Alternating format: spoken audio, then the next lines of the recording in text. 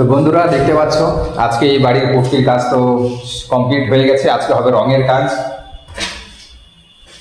এদিকে সব ঘরগুলিতে পুটকির কাজ কমপ্লিট হয়ে গেছে, বাথরুমগুলোতেও সব পুটকির কাজ কমপ্লিট।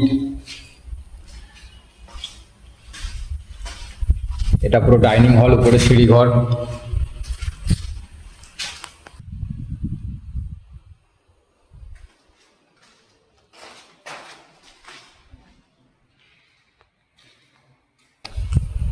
আজকের আবহাওয়া একদম বৃষ্টিময় আবহাওয়া, মেঘলা আকাশ, বৃষ্টি হচ্ছে বাইরে।